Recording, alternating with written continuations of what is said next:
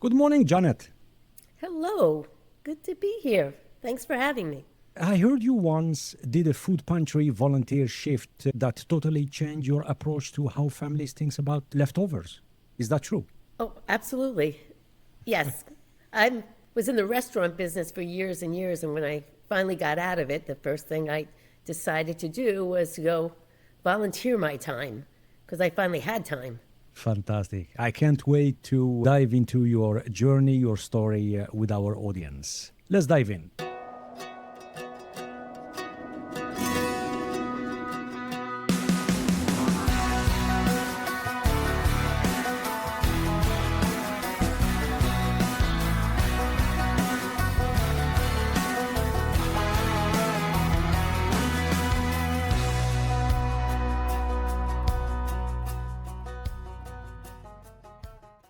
The following is a conversation with Janet Irizarry, a food advocate and founder of My Mindful Kitchen.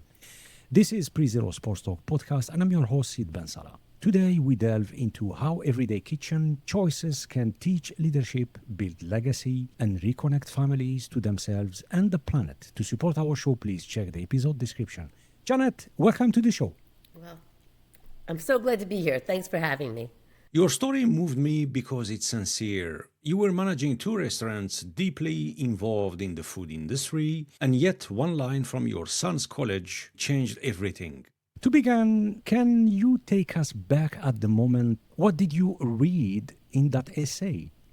I will So, not say, I will not give more than that, so I leave yeah. it to you. So I was very fortunate. I grew up in a household. My mom was actually a stay-at-home mom. So she was always home and she loved the kitchen and that was her happy place. And we used to sit around the table almost every night as a family for dinner. And when she went shopping for fruits and vegetables or at the grocery store, we always came with her. It was just what we did. And you would think that I would do the same for my kids. But I grew up, I was owned restaurants while my kids were growing up. And so therefore, cooking and family dinners really didn't happen. And I didn't think much of it, to be honest with you. And I was out there making money. I thought I was spending quality time with my kids. And then one night after work, I came home and I opened up my computer, which was kind of the family computer at the time, because computers weren't really a big thing back then. And I opened it up to find my son's college essay, the essay that you need to write in order to get into the school Yeah. where they read and want to make sure you're unique. And my stomach just dropped because my son's college essay said that my dad works for a food company, my mom owns 3 restaurants, and yet there's never any food in the house or dinner on the table. Oh, you laugh. Oh, I love it. I really love it. And wow.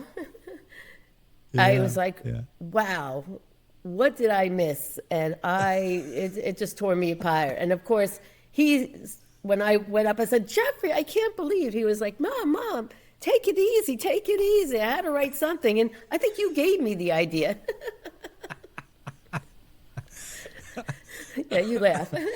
Love it. Absolutely love it. Janet, what was the shift from owning restaurants to launching My Mindful Kitchen? Well, I was in the food business, owned and operated restaurants. Never really thought deep down about food and the connection.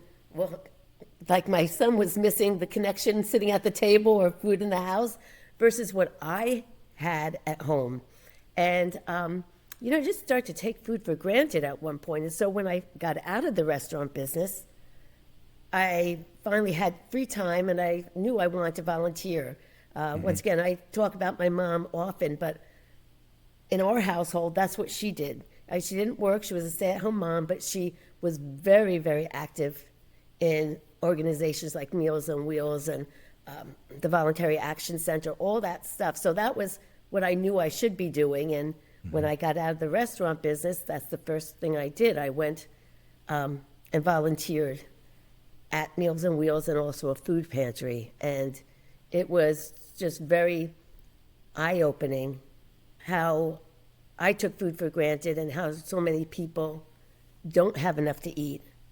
And it's all come together, my son's college essay, me rethinking my own kitchen table, or, growing up.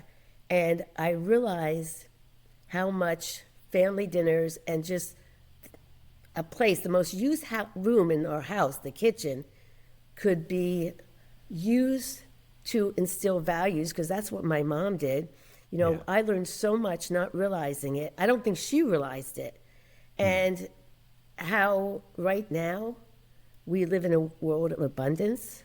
Yeah. And you go to the grocery store, there's food on, every shelf is perfectly filled with perfect fruits and vegetables, and the house is always stocked. And I think it's taken for granted, and it goes into the bigger picture of how much food is wasted. So it's all kind of, that's what my Mindful Kitchen is really about. It was started in an effort to reduce household food waste.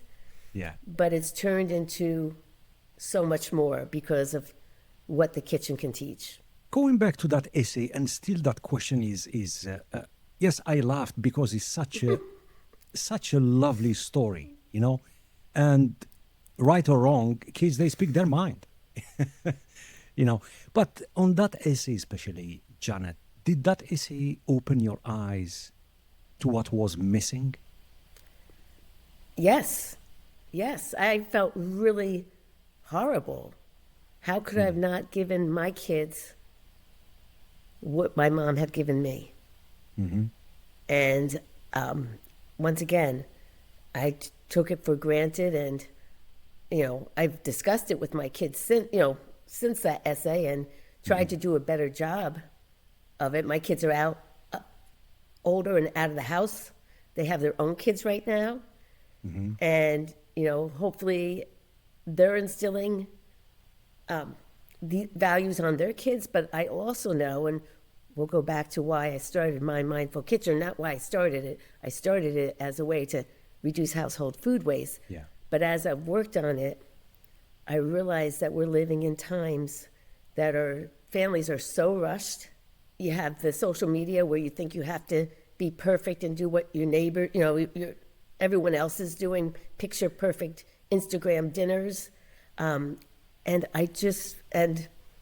there's a lot of stuff going on in the world that's, you feel like you have no control of, but when you go into the kitchen, you can have control of it all.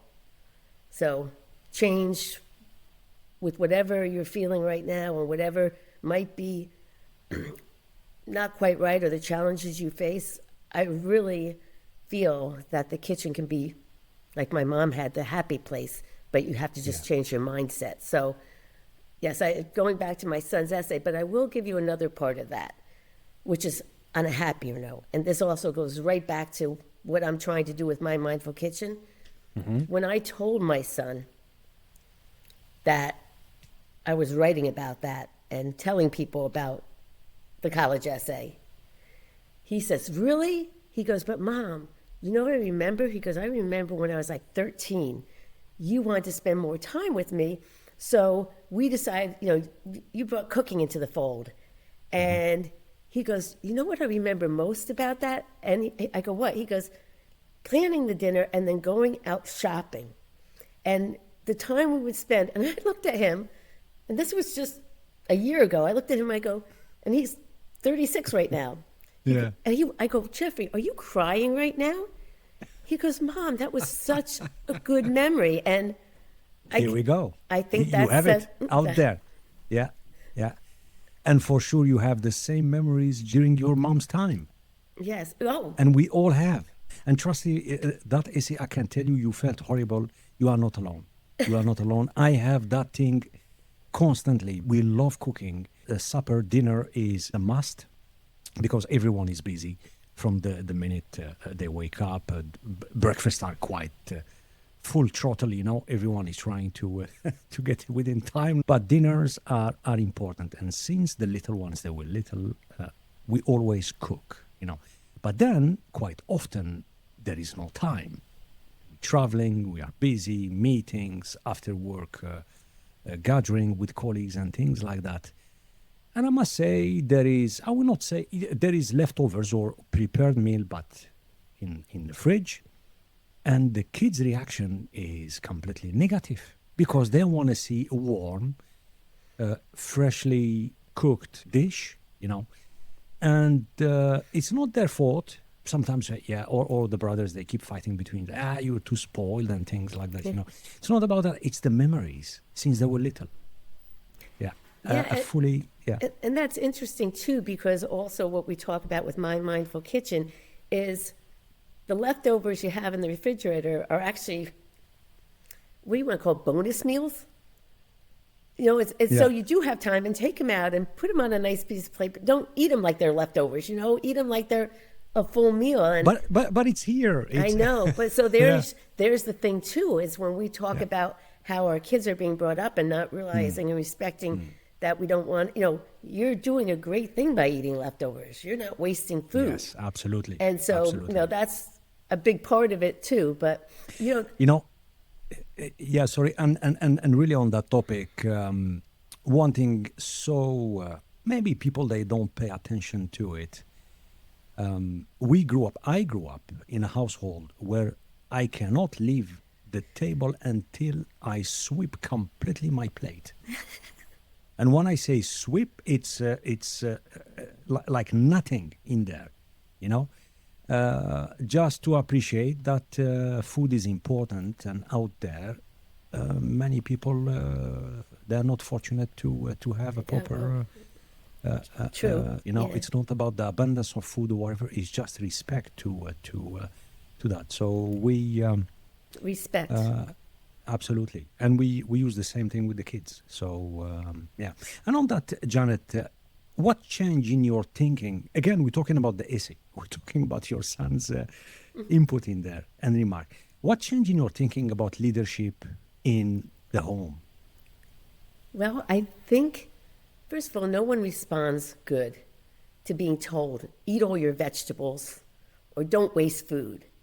And when you change your mindset, when you go into the kitchen and actually look at it a place to have these conversations with your kids, ones that happen naturally, or taking your kids to the grocery store and with a mission of saying, let's figure out what food here is local, let's talk about food miles, let's talk about, how the food got from the farm to the store. And that's leadership. That's teaching your kids values, because I don't believe there's one value you can not teach your kids in the kitchen.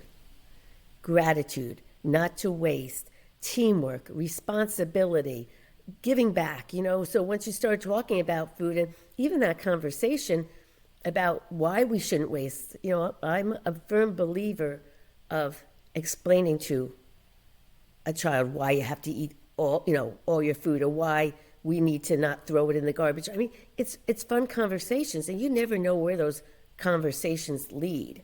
And it's just, when you change your mindset and look at it as a discussion. Actually, I was just with my father yesterday, and I was telling him, my mom is no longer with us, and I was saying, you know what, Dad, you know what I remember Mom doing? Do you remember this? We were young kids. I had an older brother and a younger brother, 3 years apart, each on each side. And we weren't getting along, as kids do. Normal. And so my mother decided to make a point that one day dinner was going to be done specially. And she made one of us have a blindfold, one of us have our hands tied, and one of us couldn't talk. Right. So we had to get through dinner that way. And we had to work as a team. Now, it was a bunch of fun. It was, at first we're like, oh yeah, we roll our eyes. But then we started having fun, and we started talking again. And after that dinner, I don't know how long it lasted, we were friends again. But think of the other things she taught us by doing that silly, crazy little game. And to me, that's leadership. That's Mom, in a fun way that just took creativity and made it not the yelling, the screaming. Guys, get along, blah, blah, blah. No one wants to hear that. So leadership in the kitchen, and as a mom, you just call it parenting. But good parenting, that's why I'm like, meals aren't the only thing that are served in the kitchen. Yeah. It's where parenting can really begin. Yeah. Why is food waste one of the most overlooked climate issues? You know what? I don't know. Maybe it's the world I live in. I just hear about it all the time, but I feel like it's something that I just want to scream at the top of my lungs that you got to start listening about this. But thank you for asking that question, because when food goes to the landfill, any food waste, it creates a greenhouse gas that's methane that is more potent than carbon dioxide, and it's directly responsible for climate change.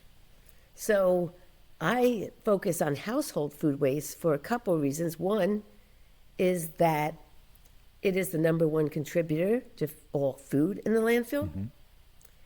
And two, when we start in the kitchen with our kids, we teach them the good habits. And they can, because people think, what can I do to, mitigate climate change? I'm just one person, I'm one family. But the home is the best place to start because it works exponentially. You're teaching your kids, and they are taking on our mess, to be honest with you. So it empowers them and it teaches them the good habits. And when they go out into the world, they do the right thing. And it just, once again, I like to say, it kind of feeds itself and works exponentially. But food waste is and plus, on the social aspect of it too, as we were talking about before, people don't have enough to eat. Yeah. And yet we who do can waste it and don't think twice about it. We need to start thinking twice about it, And that, I'm creating what I call with my Mindful Kitchen, the 3-ingredient kitchen. And the 3 ingredients is a kitchen filled with mindfulness, belonging, and purpose. And it's a way of thinking about the kitchen in a way that makes you feel good because you're following your values. And those values go from everything from not being wasteful, for having gratitude, and for showing kindness to the world, and others. Belonging is being part of a community of people who understand this and want to, once again, one person, you feel like you can't do much. But when you work as a community to work on this problem, it happens exponentially, starting in the household. And then purpose, I think we all want a purpose, and a lot of people don't feel like they know what that purpose is, or they're too busy to think about it. But if your purpose is to help mitigate climate change or help teach values to your kids, it's all right there. And it all is surrounded by food, and who doesn't love food? Absolutely. Let me throw at you this one. Now we live in a digital era, you name it. Social media and the youngsters, they spend hours and hours scrolling. Depend which topic, which industry, and mainly is either to do with fashion, the look, you name it, clothes. But then when it comes to food, Janet, and I'm not sure if you have the same experience as I do, there is millions and millions of folks out there on social media posting dishes at the restaurant, or when they travel. I'm having this, I'm having that, But I never ever seen anything to do with related to food that is prepared at home, meals that they are prepared at home, that people post that. It's all about what they eat at the restaurant or while they're traveling. Mostly, there are a few that I come across where it's usually a parent with a child in the kitchen, but very few and far. You're absolutely right. There's not many. It's most about food. And once again, talking about restaurants and the waste that happens in restaurant with food, I think you and I have had that conversation before. Yeah, we did. Yeah, and that's, once again, once you teach your child at home about food and the respect for food, as you talked about before, when they go out to a restaurant, they're more conscious of it and have better habits. Maybe don't order as much as they would have because they'll only order what they know they're going to eat. Or they'll be like, what child says, I want a doggy bag? You know? But that has to become commonplace too, you know, that people do take their food home. And once again, I will, David Burke, who is a famous chef, that word bonus meal, I think I got that from him. Because if you go out to lunch or dinner and you bring home something extra, you don't have to eat it the way it is. You can remorph it, repurpose it. I don't know, morph wasn't probably the right word, but repurpose it to be something else. Yeah, repurpose it, yeah, that's correct, yeah. And that's creativity. That's another thing you can teach your kids, how to be creative in the kitchen. But I really want to see more posts, I will not say influencers, but the moms, the dads, the single individuals in their own kitchen. Just post what you are preparing.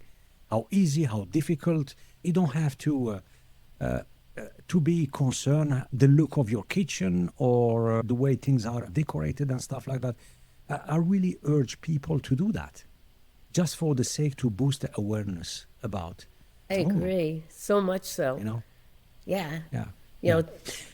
And what do families often misunderstand about leftovers, waste, and the expiring dates? Oh, well, expiration dates are a handful in itself because they're so misleading.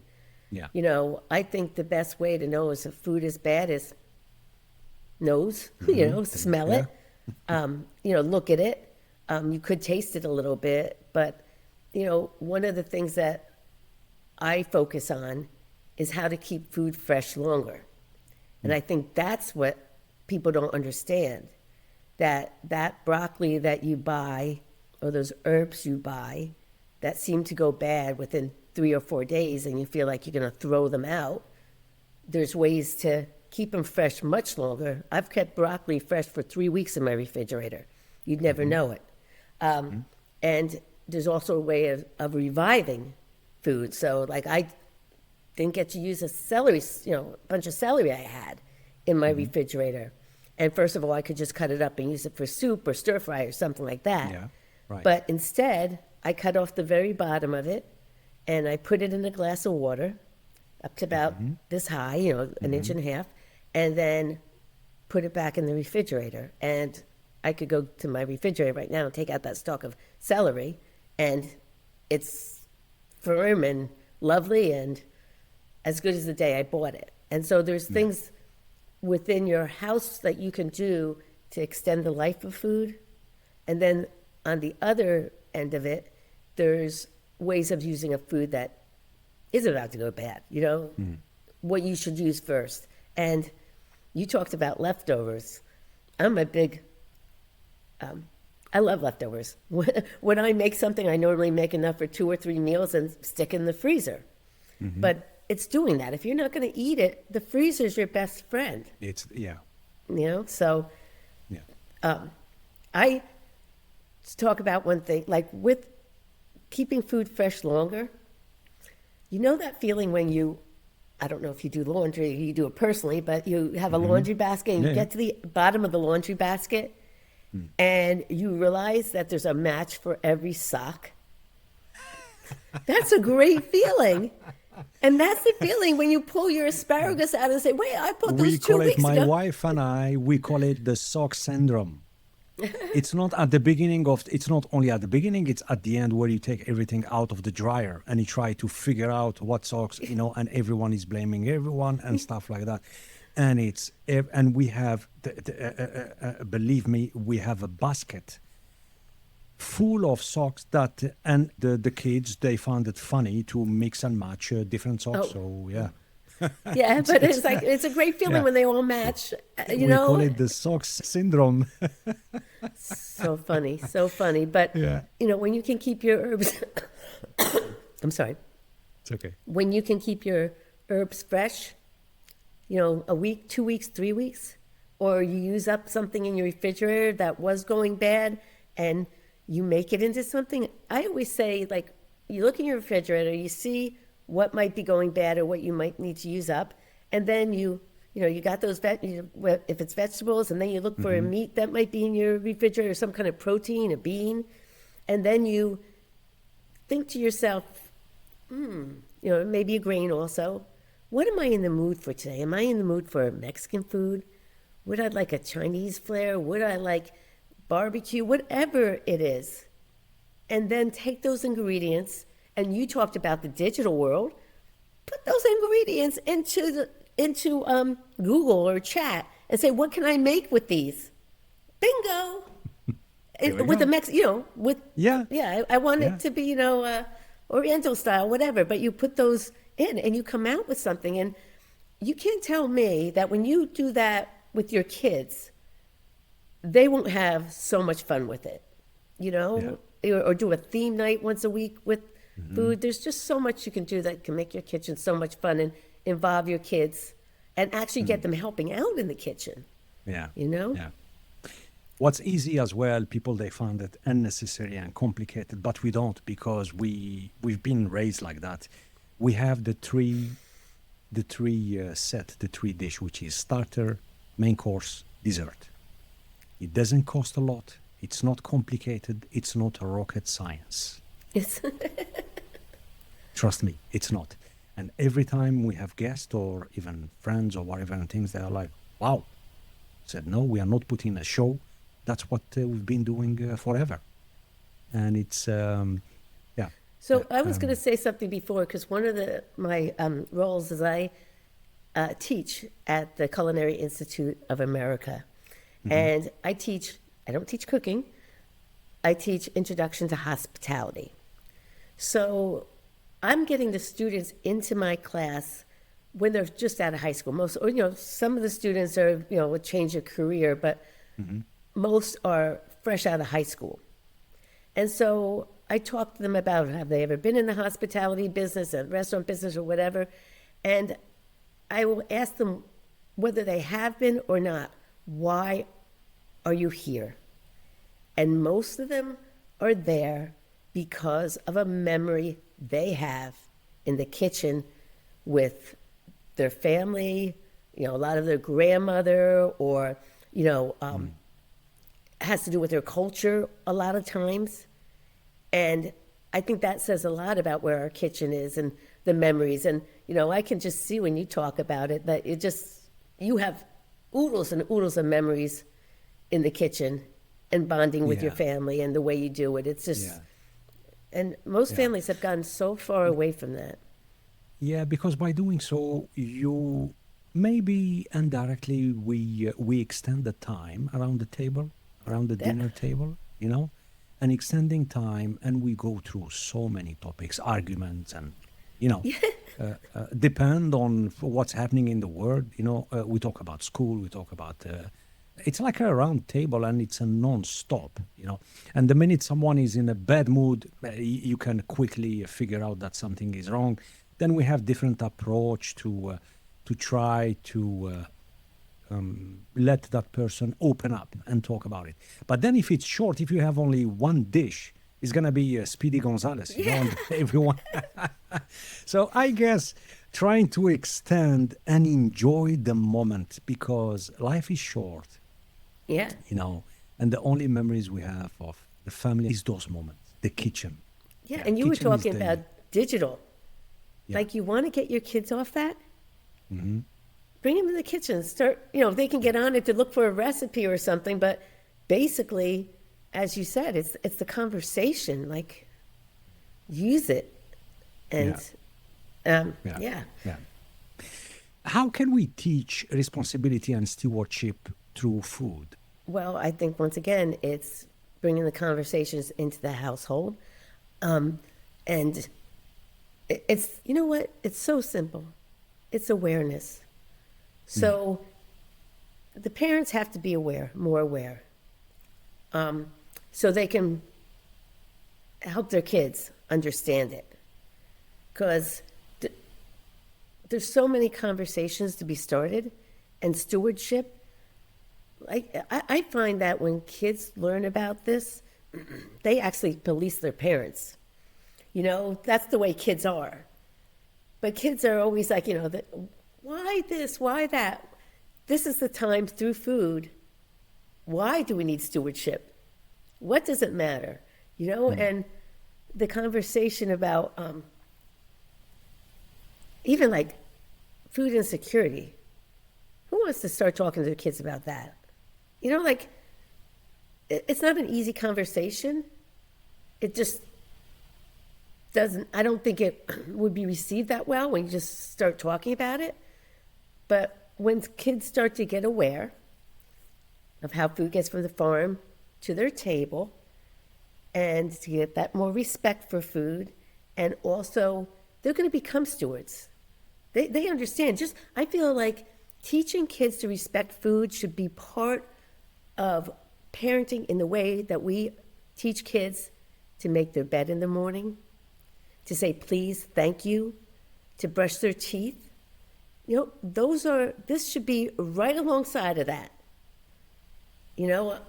I'd like to say, I've created my mindful kitchen, and I call it the MMK method, which is, which we're going to talk about shortly. Yeah, okay. So you say any value can be taught in the kitchen, and you gave us so many examples so far. And preparing, cooking, and cleaning create that natural moments of growth. What has your own kitchen, Janet, taught you about emotional intelligence? Emotional intelligence, that's a really hard question to answer.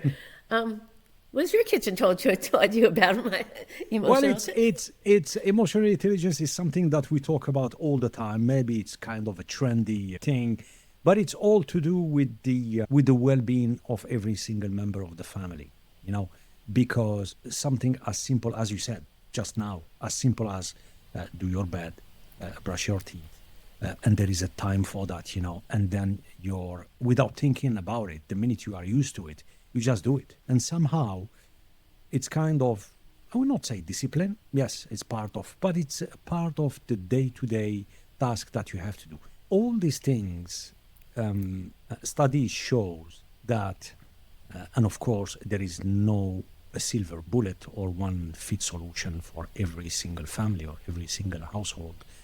It brings this cohesion, this sense of belonging within the family itself, and somehow apparently it impacts the emotional intelligence.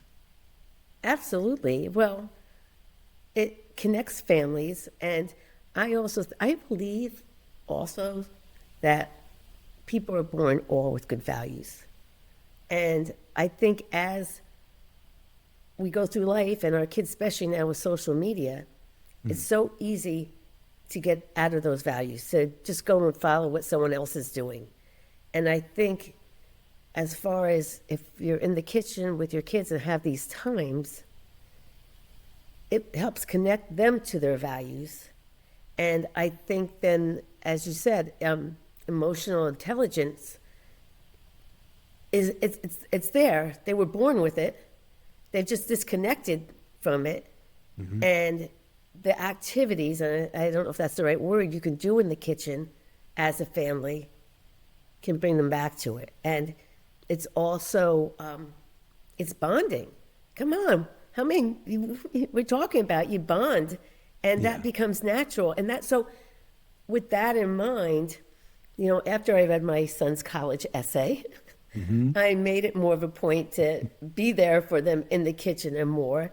And I see how my kids, my son and my daughter and their families, it means so much. Like, even though we're separated by a little bit of a distance, it's important to get together for mealtime.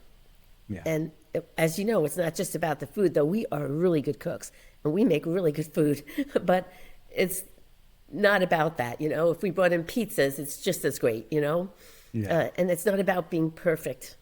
It's not about feeling obligated. It's about doing it the way that feels good. But, You talk about growing up with the curse of abundance. What does that mean? It means that I know that anytime I go into a grocery store, it's all perfect food. There's never any You won't find a bruised apple or a funny looking carrot. And that's horrible too, because we need to, like those carrots that have, 3 prongs, I don't know what you call them, I guess that's the root. Yeah. Instead of one, they taste just as good. They took as many resources to create water, the land, the human resources to get it to your table. That's abundance when you throw those things out because they don't look right. Abundance is, I don't know, I think in my house right now, I could probably live for 6 months maybe without really having to go to this grocery store. Yeah. I almost feel embarrassed to say that. Yeah. Because there's so many people, and I do a lot of volunteer work with food insecurity organizations. And I just, oh my goodness, there's so many people who are struggling right now. And things like programs like SNAP are going to be taken away for a lot of people starting November. I know bias because of cuts to the federal. Cuts, yeah. And then because of cuts in the federal government, there's other programs that even our big regional food banks don't have food on the shelves because they need to be, and that food, so like the food pantry that I work for gets grants, but those grants can only purchase food from the regional food bank that's given by the FDA, I think it is. And that's not there anymore. So they have this grant money and they can't even use it. So we're going into the holiday season. Yeah. And if it's really important to support your local food banks right now because they need it more than ever. And it's not they need it, it's the community. The community needs it. And, so I'm embarrassed to say how much food I have in my house. And when it comes to thinking about it that way. Yeah. Which is sad.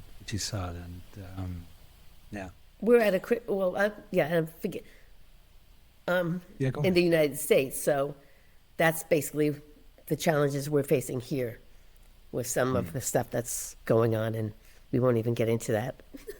Yeah. You were talking earlier about how beautiful the fruits and veggies we found in the supermarket shelves. Is it still popular in the U.S., the Saturday or Sunday farmers market? Oh, sure.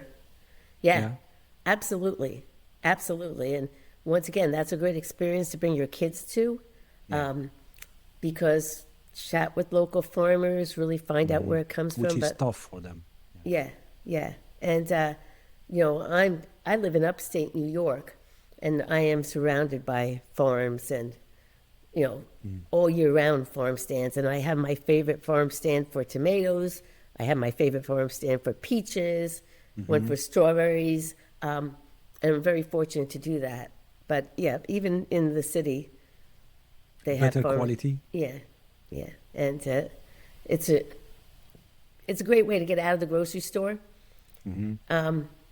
And once again, support local, which is I'm a big advocate for. And I think. And how is the quality, Janet? In where? In the farm markets. Oh my God. Day and night. Oh my goodness. As I said, like my freezer is full right now because we just ended tomato season. And we're going to the end of peppers. And we just finished corn.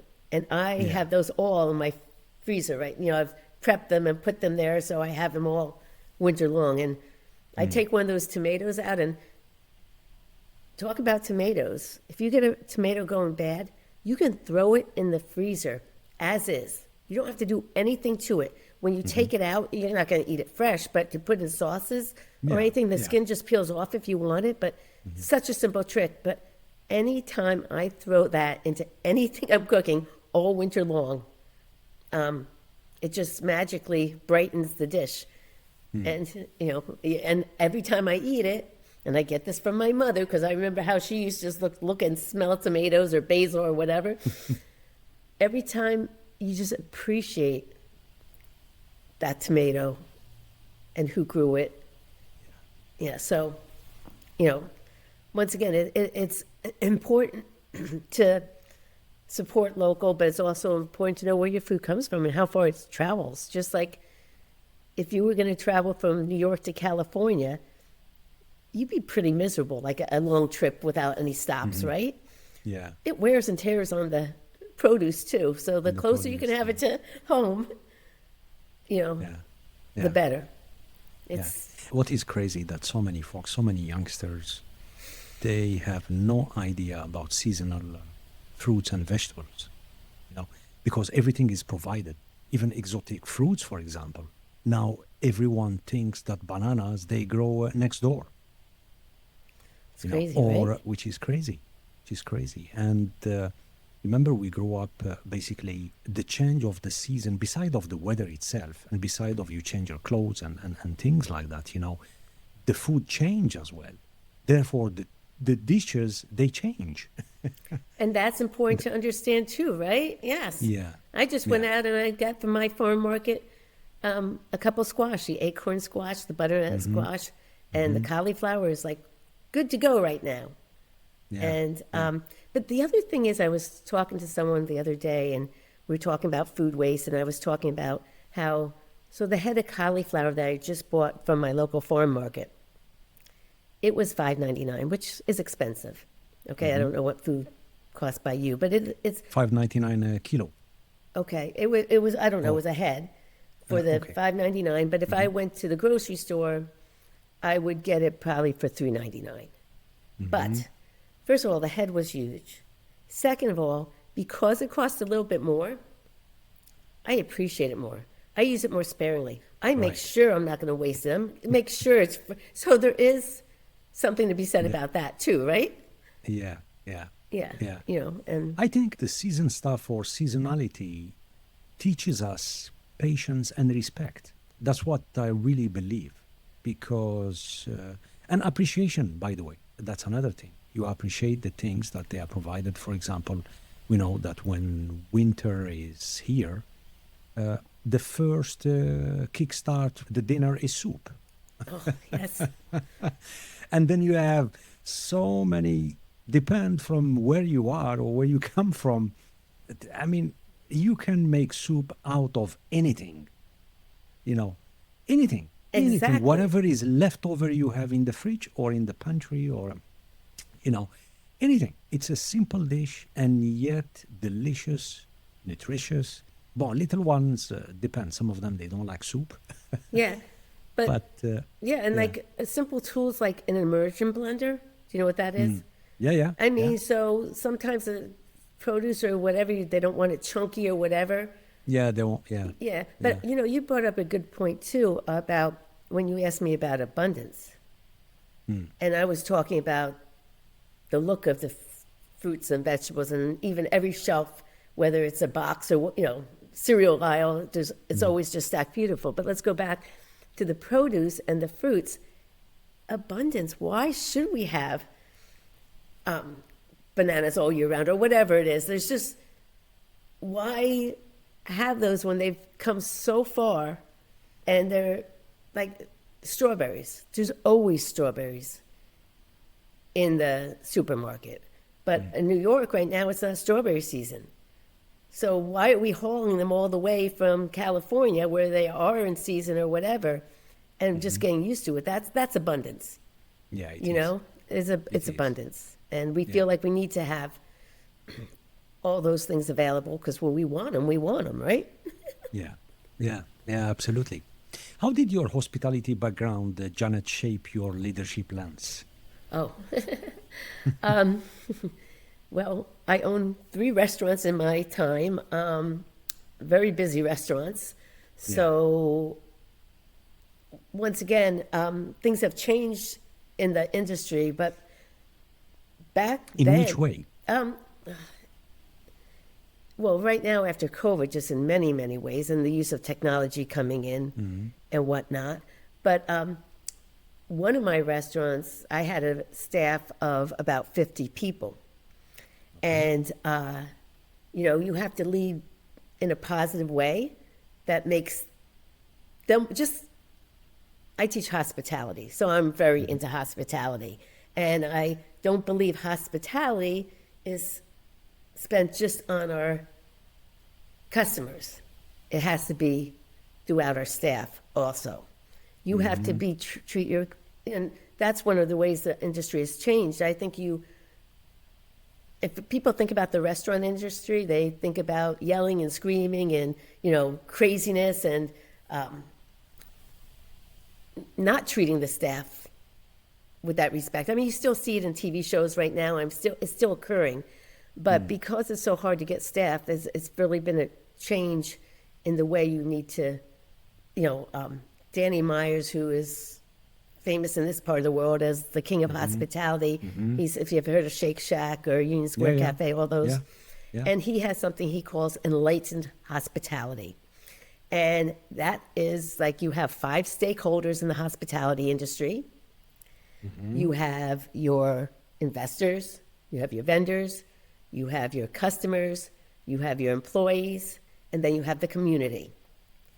And in enlightened hospitality, I always ask my students, so who comes first? Like, who do you take care of first? And of course, everyone says, oh, you got to take care of the customer because the customer is always right.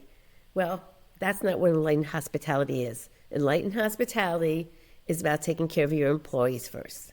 Because if your employees are happy, then your customers are happy. Correct. Then your community's happy. Then your vendors are happy. And then your investors are happy. So that's the hierarchy, is starting with your employees first. And I've always believed in that type of leadership, which is not actually rampant in the restaurant industry or any industry, but I think you definitely, reap the rewards. And you just, if you want to have people stay with you a long time, you got to give them reasons to stay. Yeah. And I always say, as a restaurant owner, I never wanted to be the smartest person in the room either. Or I always wanted to listen to what my staff said and take suggestions, and even what my customers said, but that's another thing. But listening to what they say so they feel like they're empowered, and that, it just makes for a much happier family. Yeah, so Earlier during our intro chat, you said something very interesting and yet so simple and effective. What does cooking with love actually look like when you're tired or busy? Cooking with love when you're tired and busy means, once again, if you're doing it with a family dinner, is putting it out there with a smile on your face and just appreciating their time. The food could taste horrible, but you're with your family, and it's mindset. Yeah. And as I said, my mother's food was, I was talking about this with my brother the other day.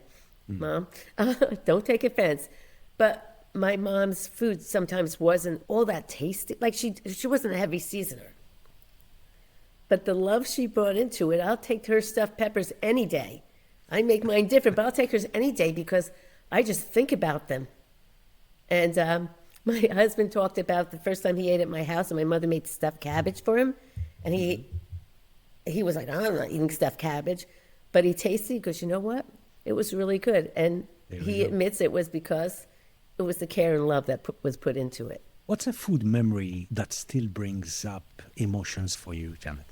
Well, first of all, just going to the farm markets with my mom, and the way she used to hold tomatoes. I talk about that all the time. And but I also was just talking about this yesterday with my dad, how when I was in high school, my mom loved having my friends over. She loved to cook for them. She loved to, share. And I think it was her way of making sure I was connected with her, and she knew who I was hanging out with. But my friends never felt that.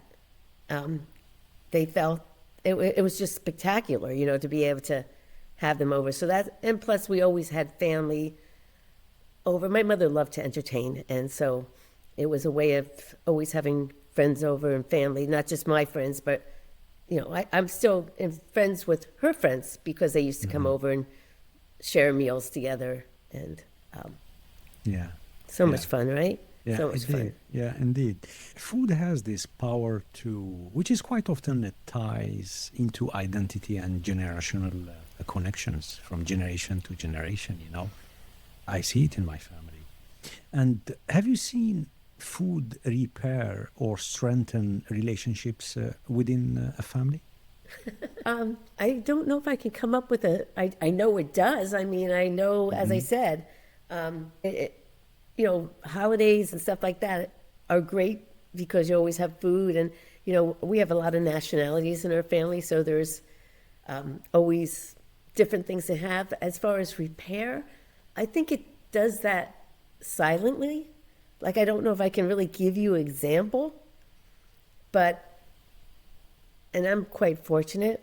My family, for the most part, get along really well, So it strengthens it in the respect that it gives us an excuse to get together. Yeah, yeah, period. Yeah, exactly. Well said. Well said. We spoke earlier about farmers market and buying local, and which I must say, in the big cities here in Europe, we're starting to lose that, Janet, Are you? believe it or not. Yeah, the minute you go out from big cities, it's common.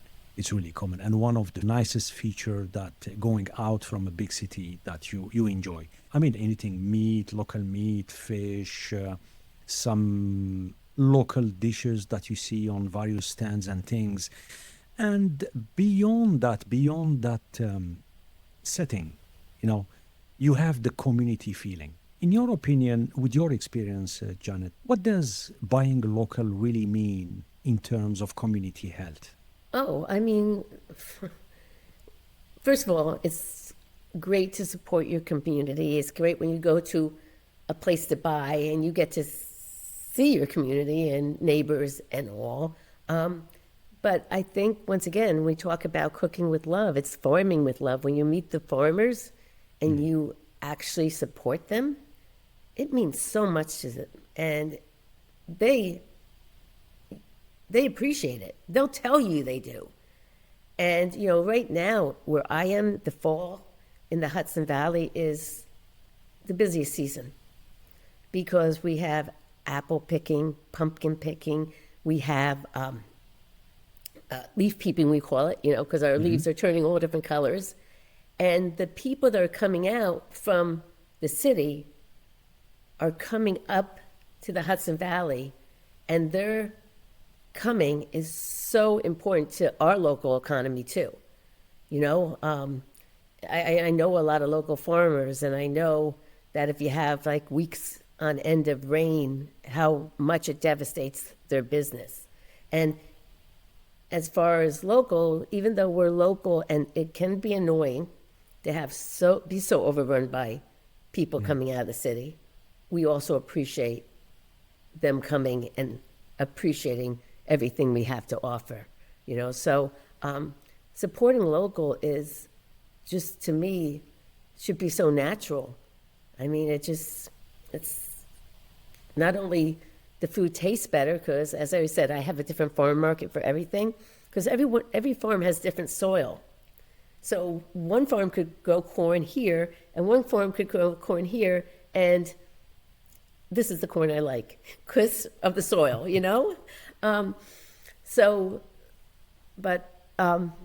local is what it's all about, we're so global in everything right now that it takes away from the love. Yeah. You spoke earlier about the main pillars of my mindful kitchen. What's your vision, Janet, for how this method grows within schools, parents, and coaches? So I want to make a world of mindful foodies. And those are people who show respect for food, not only for their physical, but for the emotional health of them, others, and the planet. So I hope not to have to do, the MMK method. I hope in 10 years it's not needed, because that's what bringing up our kids and they're just following it.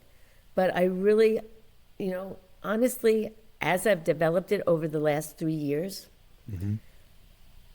I see the need for it more than ever. As I said, I'm worried about the planet, and I'm worried about the values kids are learning, and I think that we all will be a much better place. The world would be a much better place if everyone became a mindful foodie. And it sounds so crazy, but I want it to be a movement, you know? And when I was always scared of bringing the elephant into the room, like climate change. There's a few elephants, inflation, at least where we are, and just cuts in the administration. Always worried about that scaring people off. But I think if we keep putting our heads in the sand, like someone has to come out and say it. Yeah. Food waste can solve a lot, you know, by reducing food waste and becoming mindful foodies. There are so many problems that won't be solved, but you'll be working in a positive direction. Yeah. And I think people need positivity in their life and to feel like they're doing something. And because the elephant in the room, as you stated, Janet, is not only a climate change, is we have another one, which is a huge, and quite often we don't talk about it, which is poverty. yes, You know, Yes. poverty. So many people can't afford or put it this way. They go to bed with empty stomach. So many kids that I know here in Europe goes to bed empty stomach. Period. exactly. Exactly. And we should talk about it. And there is so much waste out there. So much waste out there that could be, So it all goes together. So being a mindful foodie brings all those into play, and you have control, and you don't have to wait for laws to be passed or for policies to be put in place. If you start in your kitchen, because that's why I think people always, even here, people are waiting when you talk about food waste. They're waiting for composting, to be a part of, the counties or, the states regulate. Well, that's not going to happen soon enough. You don't have to wait. Composting is not, that's the end solution. The beginning solution is to reduce it, to prevent it. Okay, so it's not about, there's... And Janet, specifically on that, sorry to cut you. No, it's fine. If you have to give an advice to families, what's one small, powerful change families can start, let's say, this week? Yeah, and it's just one thing. And I was just trying to think, because the one I was going to say is get organized, but that's not a little thing.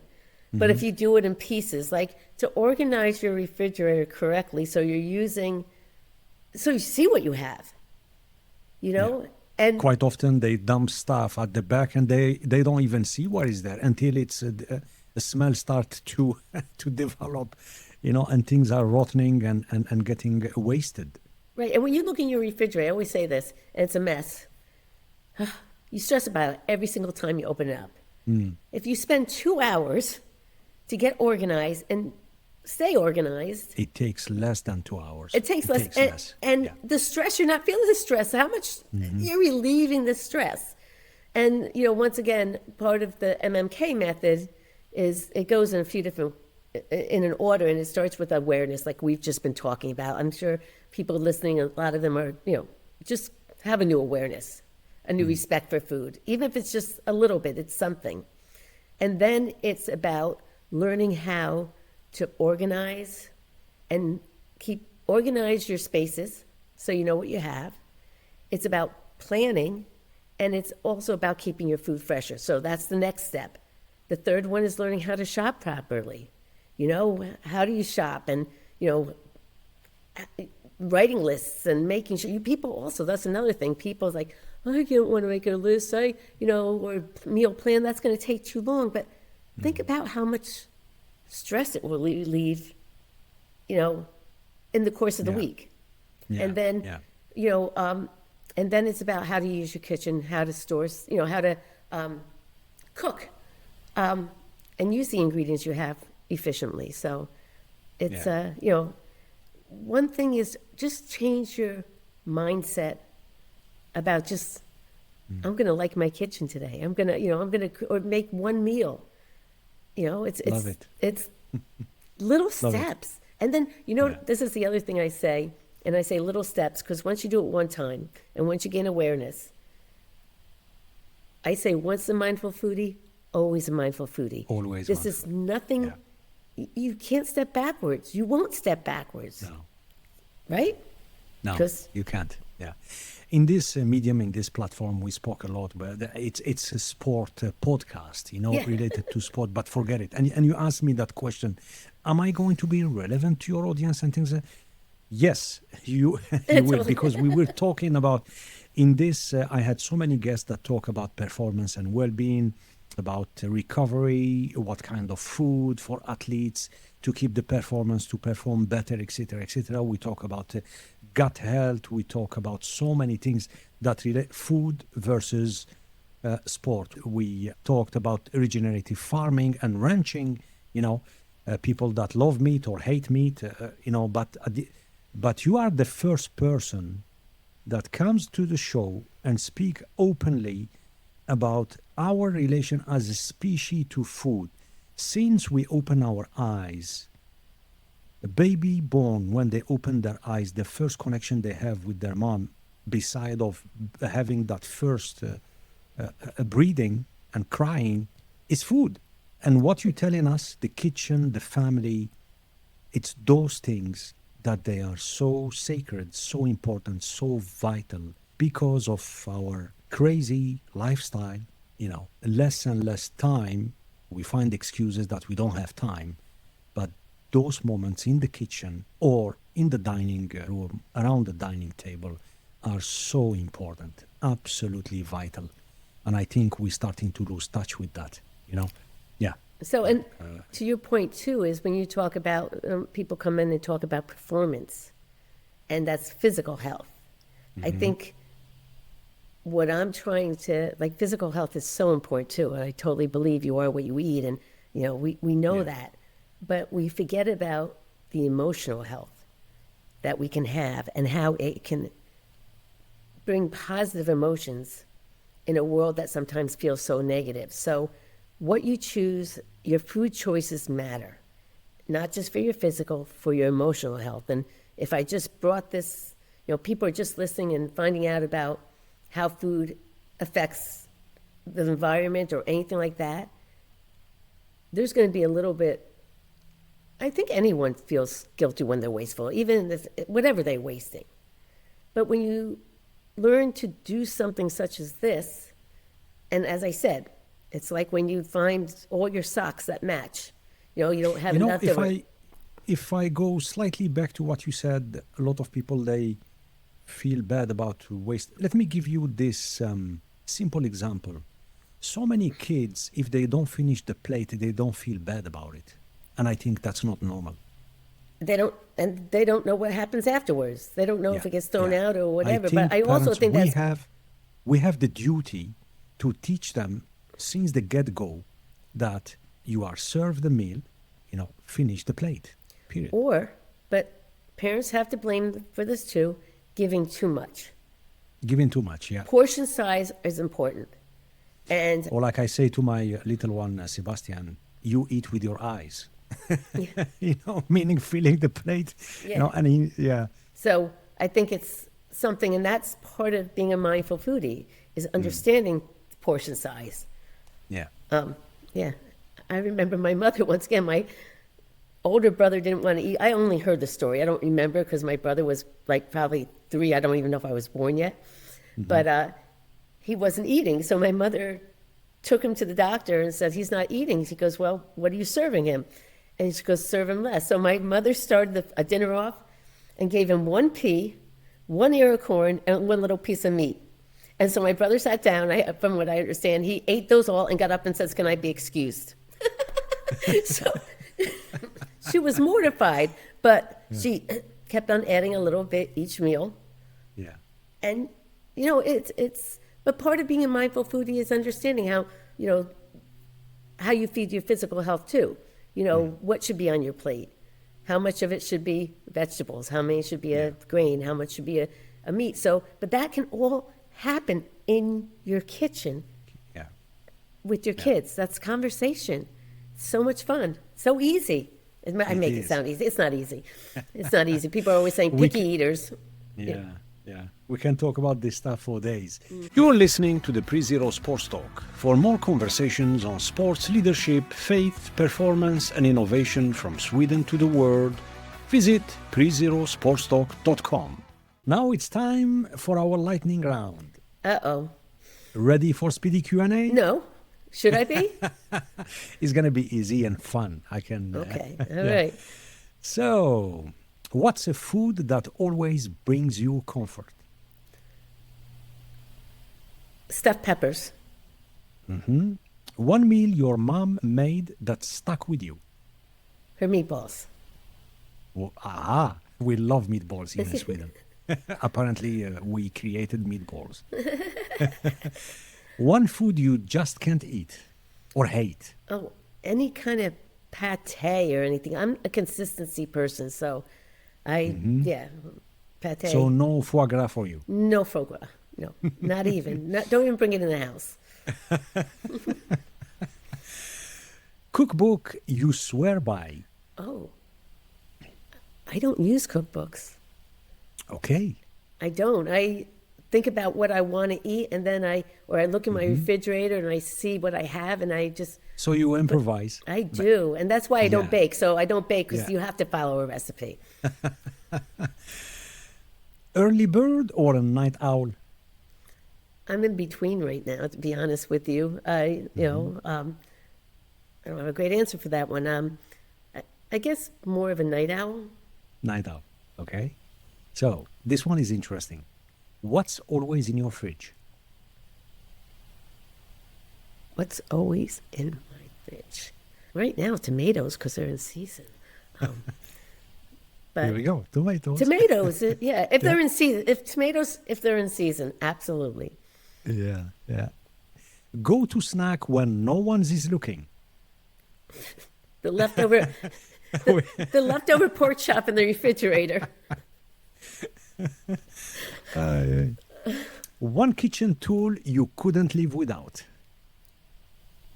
One kitchen tool I couldn't live without. My frying pan. My saute pan. It's just something I use all the time. Is that a tool? That's a tool, Yeah. right? Yeah. It's a tool. Yeah. Yeah. What do you listen to while cooking? Usually podcasts. Yeah. Okay. This podcast. Is that a good answer? This one. Yeah. Thank you. Yeah. Janet, if you have an opportunity to have a dinner with a historical figure, who would it be and why? Can I say Julia Child? She's not a historical figure, but in my world she is. Of course you can. Julia Child. Absolutely. There we go. Absolutely. Yeah. No doubt about that. Yeah. And she had how many books? Oh, so many.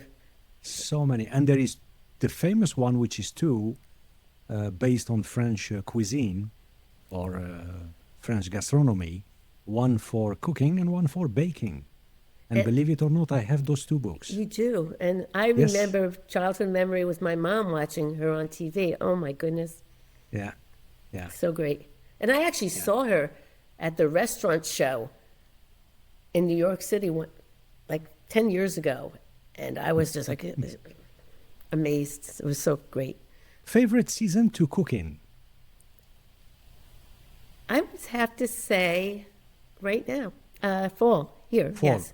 Yeah. Fall foods, yes. When you're Agree with soups, yeah, bringing soups Yes. and the nice Stew. comfort foods, yes. Yeah. Squashes, Yeah. yeah. Yeah. Coffee or tea or something else? Coffee. What's a value you hope your kids learn from you?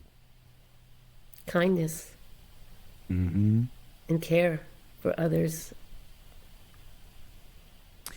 If your kitchen could talk, what would it say about you?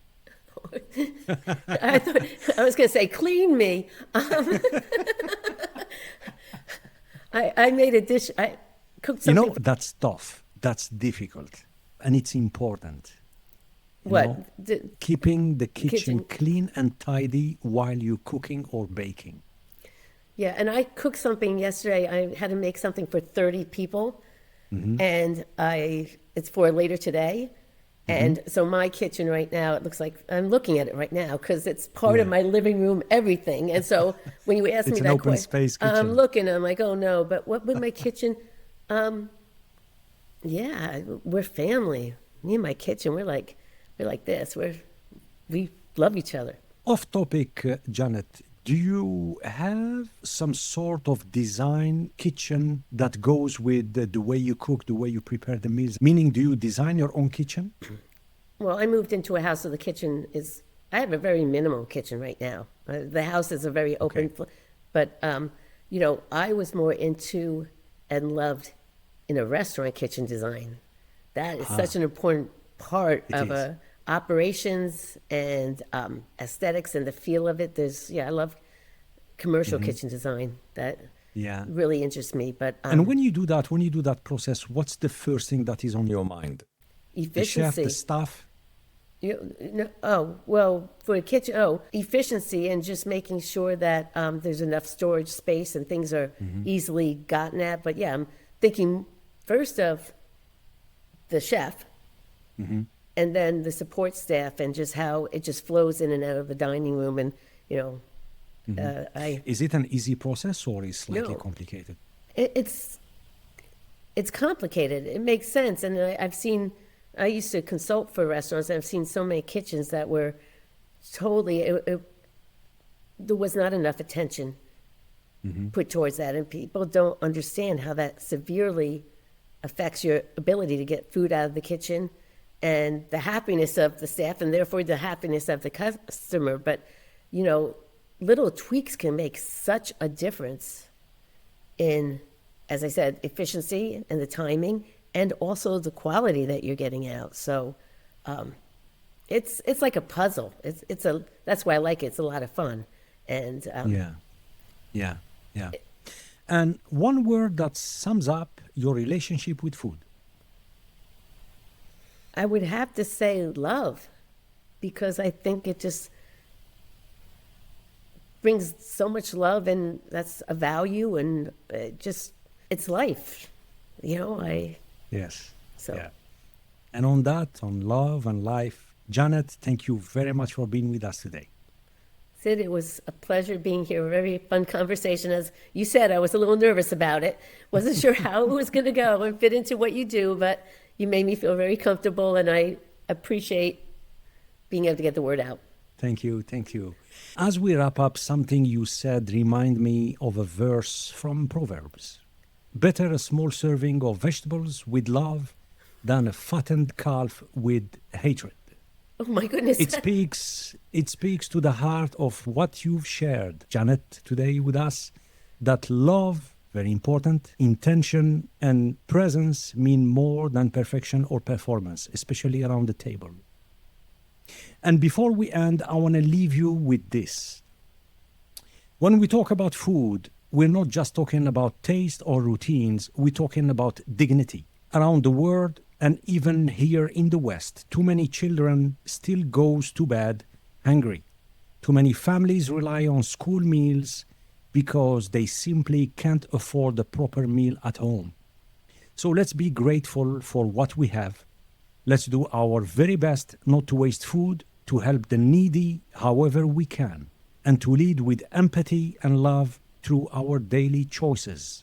That's the least we can do, and often it's the most powerful. Again, empathy and love. Janet, once again, thank you very much. Thank you. Beautiful. We want to thank you for joining our show. If you enjoyed this episode, we have more for you. You can now watch the entire episode on our YouTube and Spotify channels. While you're here, subscribe and don't forget to tap the bell. Visit prezerosportstalk.com to explore more conversations on sports, leadership, faith, performance, and innovation. From Sweden to the world. Until next time, stay curious, stay inspired, and make a difference. We'll see you soon. Take care.